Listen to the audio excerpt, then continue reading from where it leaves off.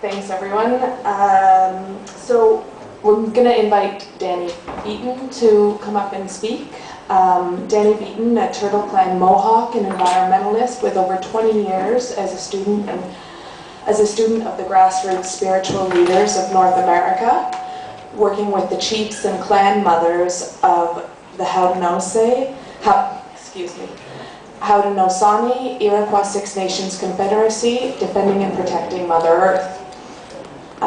Danny uses various mediums to protect Mother Earth, including writing, filmmaking, photography, music, and teaching communicating to create peace and environmental protection. Presently, he's a feature writer and photographer for First Nations Drum and News from Indian Country, 2 national native newspapers. Danny has produced and directed 4 films for national television about environmental protection. Thanks, Dan.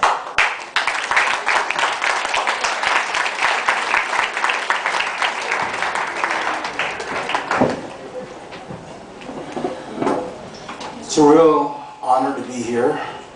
I'm really honored to be working with the Bolivia People's Organization for Mother Earth. I'd like to thank every person in this room who came here to support this gathering. Without you being here, we wouldn't have an event. So your presence is of the utmost importance. And whenever we gather like this, whenever my people gather like this, we always get one of our old elders to come up and do a blessing, a thanksgiving. And we always give thanks to our relatives and our relations and the forces that give us life.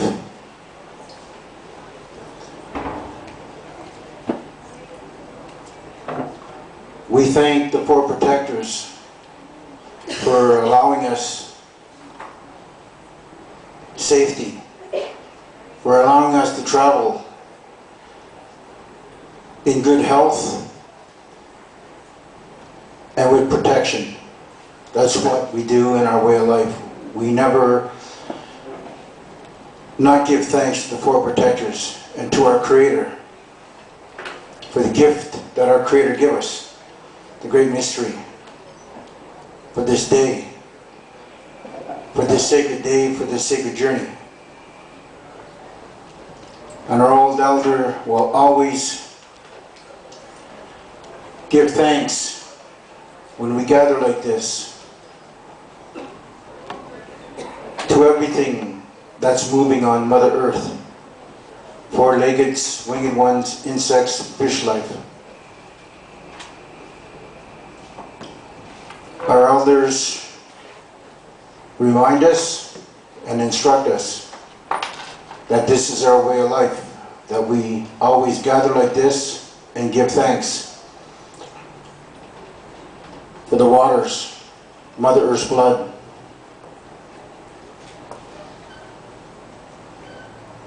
for the plants, for the waters have a duty. They quench our thirst. They give us life. And the plants, the plant life, have a duty. And so they keep this life alive. Without the plants, we would not survive. Without the waters, the rivers, we would not survive. So we maintain this way of life, not only by acknowledging them, but by giving thanks. For the 4-legged, the winged ones, the insects and the fish life, we are taught that they have a spirit. In this way of life, we are not alone. We are taught to give thanks to everything that's moving in the sky. Our brother, the sun, for maintaining his duties, for making things grow, for giving us light, for keeping us warm. And to our grandmother, for watching over all the waters, for being the leader of our women. The sun and the moon are very sacred to us, and the stars, our elders teach us. Our ancestors taught us that this is where we came from, the sky. It was our ancestors that instructed us that we would never forget to give thanks for these forces, the waters that give us life, the sun that gives us life, for the winds of the north and the winds of the south, the winds of the east and the winds of the west, the winds of the four directions, that we would never forget to give thanks to the air that gave us life. And to our mother, Itinoha, we would never forget to give thanks to our mother, the earth, for the nourishment that she gave us to survive, for the beauty that our mother gave us to survive. So this is our way of life. Our elders instructed us. They passed this way of life on to us, and our elders passed this way of life on to us, and their elders passed it on to them, that we would never forget this way of life, that we would never forget the voices from the sky, that our ancestors instructed us to give thanks when the waters were to be replenished, when the rivers would be replenished, that our grandfathers, the thunder peoples, the thunder beings, would remind us when the waters would be replenished and that life would continue. And our way of life continued when we maintained our sacred duties, the human beings, that we would always give thanks. We were instructed to maintain these sacred ceremonies, the Thanksgiving ceremonies, that we were instructed from the very beginning of life.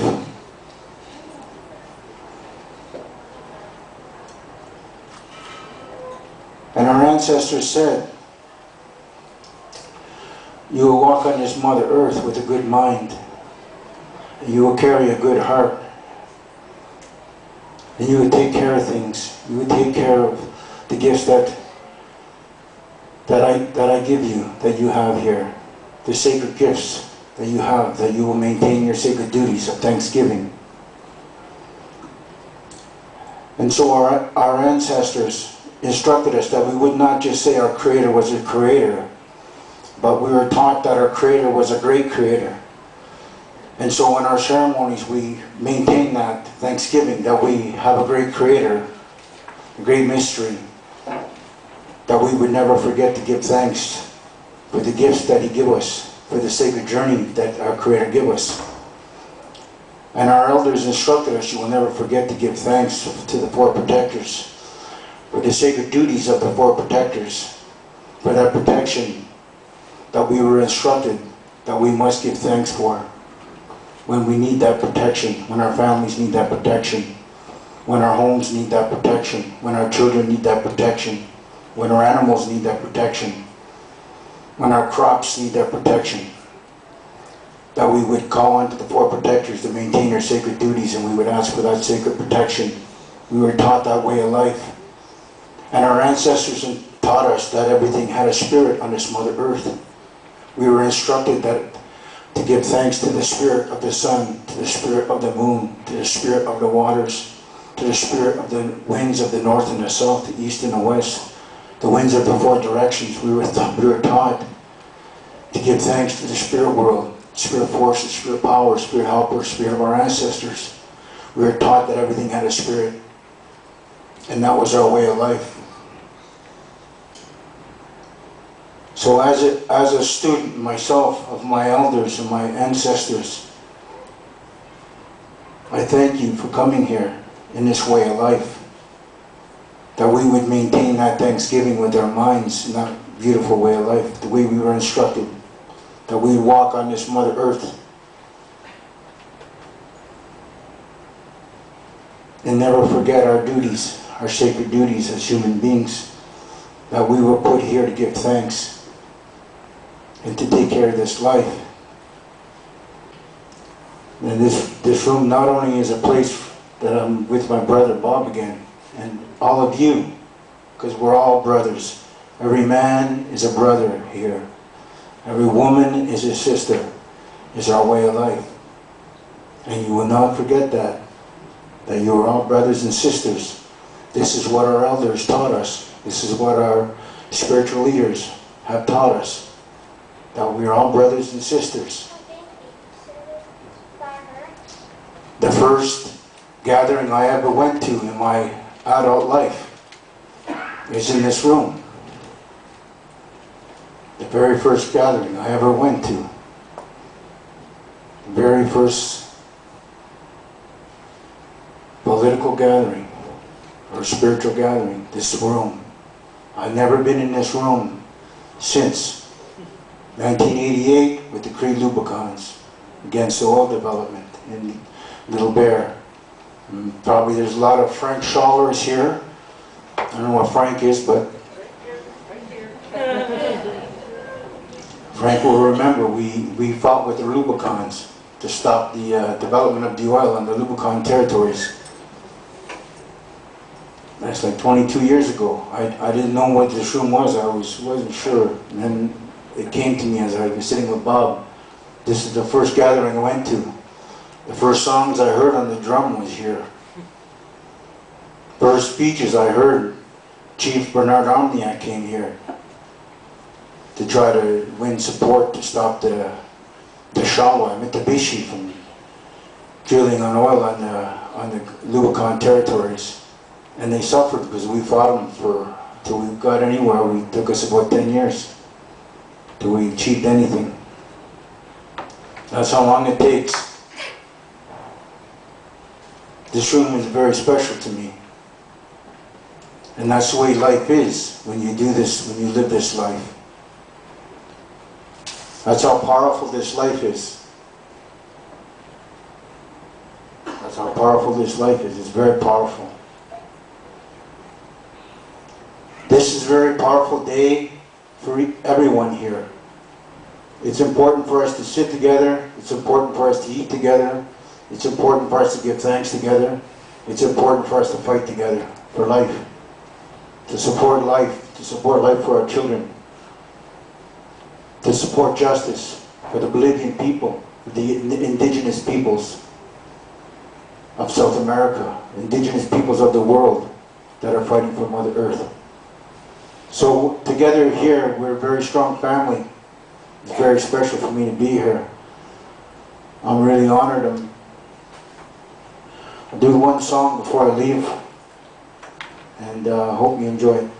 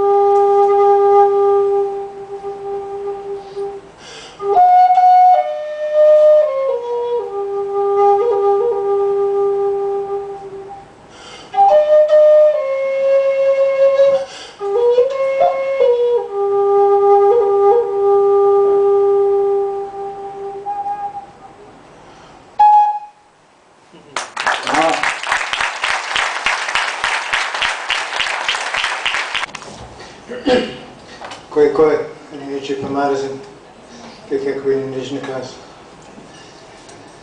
Hola, buenas noches. It's really great to be here, and you know, the last time I came to talk with Bolivia Solidarity folks, I think there was about 30 or 40 people, and this is an amazing, amazing turnout. It confirms something that I'm going to talk about at the end of my talk, and that is that there is a swell growing. Some people know that I'm a sometime surfer, and one of the things that surfers get to know is when the swells are coming. And believe me, there is a swell of a social, economic revolution underway. And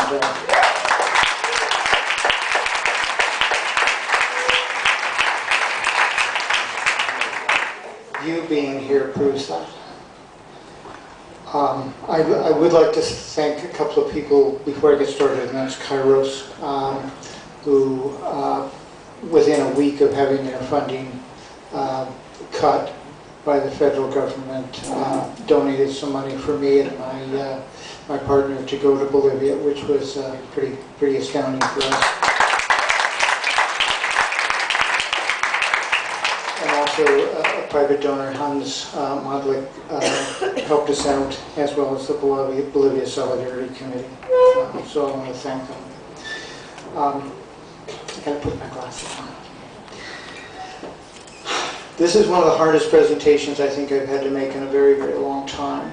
I got off the plane last Friday around 12 o'clock midnight, and we got home. Nicole and I got home around 12 o'clock the next day on Saturday. Since then, I've been grading papers that I promised that I would do, and that's a bit of a mind-numbing thing to do. But not only that, the experience in Bolivia, the 2 weeks that we spent in Bolivia was absolutely overwhelming. Every day was an adventure and a wonderful experience, both intellectually, emotionally, and physically. Living in the high altitude was difficult at times, but we physically managed it. The first day that we arrived at the Cochabamba conference in Tiquipaya was interesting. We were dropped off from our taxi. We noticed this very long line, and we ran into Ben Palace, and Ben said, well, we wanted some advice. Well, what should we do? How do we get registered? And he says, well, you get in line. Well, 6.5 hours later, we were able to get to the end of that line and register. But actually, you know, that 6.5 hours was one of the best times that we spent at the conference, because we actually got to know people. It was an interesting process. I think, you know, it made me think about who I was. There were people who were very used to privilege and who were able to get into the front of the line. And that does happen, but we spent most of that 6.5 hours with about 4 or 5 Indian women who shared their coca leaves with us so that we could manage the hot sun. And we spent a lot of time talking with people. It really set the tone for us. It was a great day. In fact, at the very end of the line, it was getting late. It was almost 6 o'clock by the time we got to the end of the line, about 5:30 or so. And they were going to close down the line for the day. So the Army moved in, and they were really helpful. They got everybody sort of organized in line. And a lot of people had cut in front of us and separated us from the Indian women that we had sort of taken up with. And what was neat was these Indian women came back and they got us. And the soldiers said, no, you can't bring people into the front of the line. And the little Indian women would not put up with that. They stood up to the soldiers and brought us up to the line where they were. It was great. that was the first day of experience. The next day was very interesting too. It was a day in which, the second day was sort of a day in which I was a little bit despondent. As Ben has said, things were a little bit chaotic. There was a lot of trying to figure out where we wanted to go and whether the room was still available for the workshop that was going on. Often there were 30 or 40 workshops going on at one time, and people were finding space. The University de Algonquin at Tikapayu was absolutely a great setting because it did have the space, and the university simply threw open their doors. I can't believe that Queens would ever host such a conference. They literally abandoned, I think the administration literally abandoned the university for us to be there. So,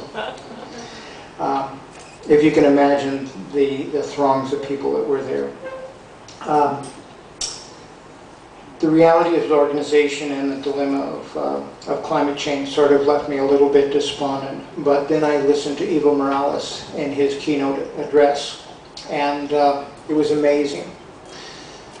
What he said was this: he did a few things. The little bit of Spanish that I know, I picked up that he was talking about going to the bathroom. I clued in, and then I realized that he was talking about Coke. And what he was saying was this: he was saying, you know, we use Coca-Cola, when our toilets get plugged, we use Coca-Cola to clean them out. And so why would you put that in yourself? He also held up a traditional bowl, and he said, you know, this is the product of our people. This is the product of the genius of what it is to be human and to serve ourselves. And then he held up a styrofoam plate, and he said, what fool? What kind of fool would change this for this? He did the same thing with a piece of fabric, with cloth that was used for a poncho. He had someone pour water into it, and he showed how a traditional poncho is waterproof. And then he held up a plastic raincoat, and he said, you know, what kind of fool would change this type of life for this type of life? He made his point really well. He's an eloquent speaker. And one of the things that Evo Morales has said that I've been talking about probably for a couple of years now, and it struck me as really, really important. And that is that there are all human beings are native people. In Bolivia, he refers to the people, the millennial natives that have been there for over 1,000 years, and the new natives. And this is an important concept in terms of sustainability and in terms of the way that we need to go in our lives. For most of my life as an indigenous person, I saw myself as separate from the rest of humanity. But I've begun to realize that I'm not. And that in order to save the world that we live in order to progress and to find sustainable ways of living, every individual on this planet has to form an indigenous relationship with the earth. We have to learn that it is our mother and that it is a female and that we need to live in respect of this Mother Earth. And that is something that indigenous people know intrinsically and inherently. And that's something that we need to all look at, is finding our own indigeneity in the air that we breathe, in the soil that we till, in the water that we drink.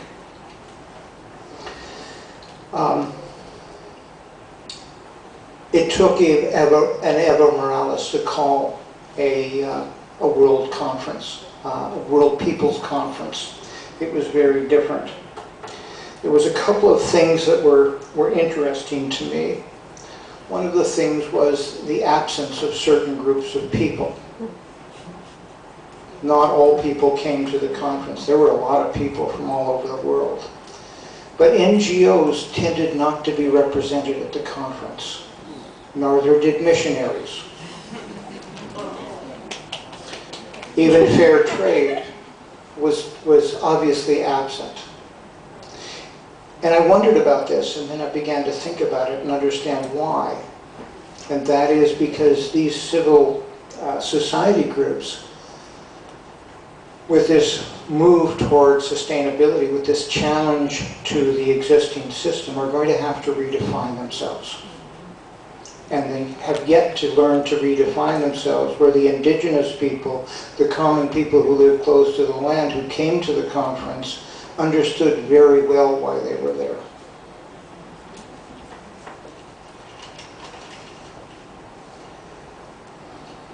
People were there from all places. We went to a very scientific presentation, which I enjoyed very much. A number of years ago, the UN pointed out that it was important in understanding climate change, and that we needed to look at, someone needed to look at the oral histories of the North American Indian people. And so they looked at Mayan and Hopi and Sioux stories of the past. And the scientific team that was presenting, what they were doing was they were looking at the physical evidence. They documented the stories, and then they looked around the world for physical evidence of whether these stories could be confirmed. It was very interesting because they did, but they also went further as they looked into some of the prophecies of how these things come about. And it was a really interesting presentation. But what was interesting to me as well was that there were all sorts of people from all classes, from all races, from all types, that were there listening and understanding and taking part in those discussions. A wonderful opportunity. I gave my presentation, I think, on the third day. It was really great. Again, I had a very mixed group of people to present to.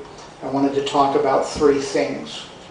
The first thing that I wanted to talk about is I wanted to share the experience of Indigenous people in Canada, and how colonialism had affected us, and how capitalism had affected us, and what a struggle it was to maintain our sense of indigeneity. I also wanted to beg for their help, and I emphasize the word beg. It's very, very important. Canadians, Indigenous Canadians and new Native Canadians have a very hard time informing ourselves, and we need the help of other people around the world. We need people to come here and tell us how important their lands are to them. We need people to come here and tell us how important it is for us to control the corporations that are registered in this company and what they're doing to people in other lands. We need their voices to help us understand who we are. And that's what I was begging for. I also came there to let them know, if they didn't already, how dangerous Canada is. It's really important for us who do understand that to be able to convey that message, particularly Indigenous people here and other new Native people here who suffer under the false impression that this is a democratic country. That we need to tell others how dangerous this country is. So those were the things that I talked about. And as I said, it was a really, really enjoyable conversation, lots of question and answers. Afterwards, I had the support of Raoul, who was really there in great support. A couple of things that I want to talk about before I finish. The final day was wonderful. We went downtown, we took a bus, it was jam-packed. People were basically sitting on each other's laps, from Tikapaya down to the center of the stadium at Cochabamba. And when we got there, the stadium was packed. There was 40,000 people in the stands and on the field, on the sports field. People were jubilant. They knew that they had accomplished something. that morning or the day before, the sort of rumor had gone around that the world had not even paid any attention, the world media had not paid any attention to Cochabamba. But that didn't matter to the people who were there. They were ready to celebrate because something really, really special had happened. During that entire time, I never heard anyone utter a cross word, make a gesture. There was so much generosity, and that continued right to the last day. It was just the most amazing event, human event that I've ever been to. The music started, the politicians talked, people stood on chairs and waved flags. I saw the warrior flag, what we call the warrior flag, or the unity flag, flying up front. Among the flags of other nations. It was really, really exciting to be there. At times I was laughing, at times I was crying. It was just amazing, amazing event. We had accomplished something. Just want to talk about a couple of things before I end. I went down also to try to understand Bolivia. Bolivia is the second, considered the second poorest country in the world. I wanted to spend some time visiting some mines and talk to some miners to see what was happening in Bolivia with mining situations.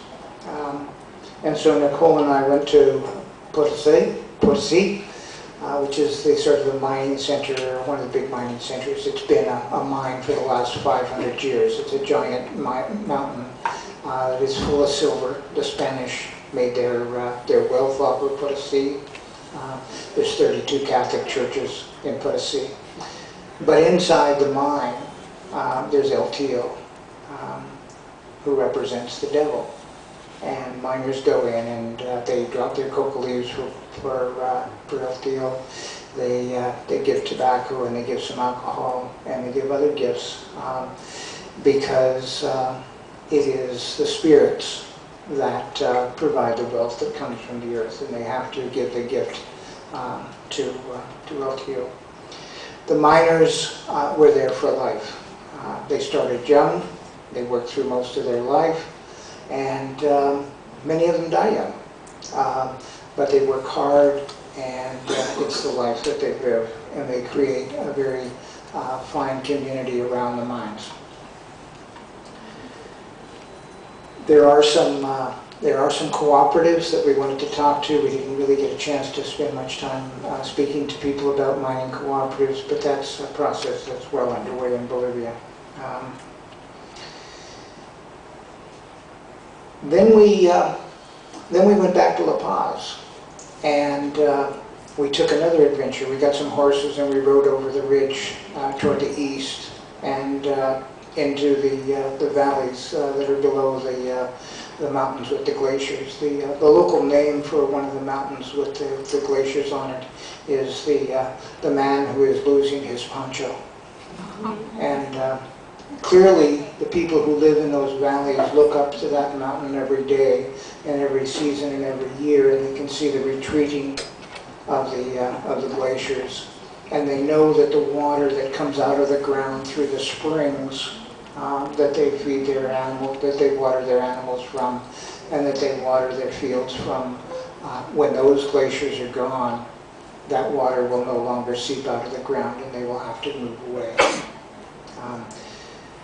There are people who live an agricultural life that is totally foreign to the way we live here. They cut their hay and oats and wheat with machetes, and they stoop those. There are no machines in the agricultural valleys east of La Paz that till the ground. The people themselves do it. They tend their animals, they look after their families, and what struck me the most was that they're happy and generous and caring people. They would stop and talk to us. The children were really fascinated with the horses because they don't get to see horses very much in that valley. So the kids would come up at the horses, and we'd have conversations with them. They were contented and generous people, and they also understood very well the predicament that they were in with global warming. We owe it to them.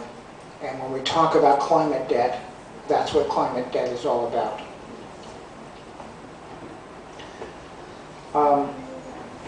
One of the last things we did is we went to Tiwanaku. It was a wonderful experience. It's one of the oldest urban constructions in the Americas, and had the opportunity to conduct a pipe ceremony there, and it was one of the greatest experiences that I had, I think, in Bolivia, and in a very long time. My partner, Nicole, I looked over at her while the pipe ceremony was going on, and the tears were coming down her face, and we knew we were in a very special place, a place where human beings had had dreams, had had a civilization that had been the cradle of the civilizations of the world, because most of the glyphs and the work that's done at Tiwanaku is found in other parts of the world, in Europe and Asia and Africa. So we know that the knowledge passed from that area of the world, around the world. That was a great experience. A couple of observations I want to make. Bolivia is, one of the things that I noticed there was that it is the hardest work, people there are the hardest working people that I've ever seen any other place that I've ever been. People get up early, they work hard, they sell things on the street, families work together to do that, they work in shops, they build guitars, they build all sorts, they have a local manufacturing process going on. Everybody works, everybody's doing something to keep themselves occupied and earn a living. It's amazing.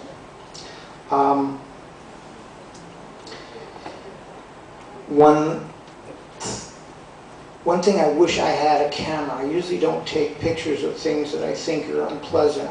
And I watched this little boy. We were sitting in the middle of Cochabamba in the park, and we had a little bit of time. And this little boy came around and he wanted to shine my shoes. And I don't have people shine my shoes. But I said no. And he was walking like a little man, and like a little adult. And I said to Nicole, I said, that's really bad, because he was the same age as my little boy that's here today. And he walked around the block, and we could see him ask a few other people if they wanted their shoes shined, and he was walking like a little man. And then he got to the kiosk where his father was shining shoes. He put his box down, and he turned around, and he was a little boy again. And he was playing, and he was chasing the pigeons. It was one of the most astounding examples of how families work together and take on the characteristics of providers at a very early age. They learn that. They learn that through example. Not because somebody, taught them in school, but because they learned to be providers and to work at an early age. And I would imagine his father was very proud of him for what he does. One of the other things that struck me, and I'm going to end with this. No, two things. One, when I came into Toronto today, I was appalled. First of all, there are 3 times as many cars in downtown Cochabamba or downtown La Paz than there are in Toronto. The traffic moves about 3 times faster because nobody pays attention to the traffic lights, and there are no boulevard stops. Okay, we could learn a lot. The other thing is that during the entire time we were in Bolivia, we never saw a car accident. People know how to drive there. I don't. The other thing is this, is that we did a lot of walking, we did a lot of spending time in very crowded areas. We went into public parks and spent time with watching families, because that's something that I've taught for a long time, is that sustainability is less about science and more about how people transact with each other. It's how people teach their children and how they get along with their children that develops sustainable societies. And one of the things that we both commented on is that in the entire time we were in Bolivia for the 2 weeks, is we never heard anyone raise their voice against a child. Yeah, I wish we could say that about our own society. Perhaps we will as we work towards sustainability. The benefits of turning away from consumer society, the benefits of turning away from capitalism can be extremely rewarding, and we need to begin to do that. We need to do it for ourselves, and we need to do it for the rest of the world.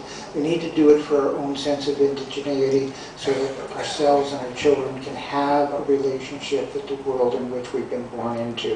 If we don't do that, we've passed through this world as ghosts. Let's live.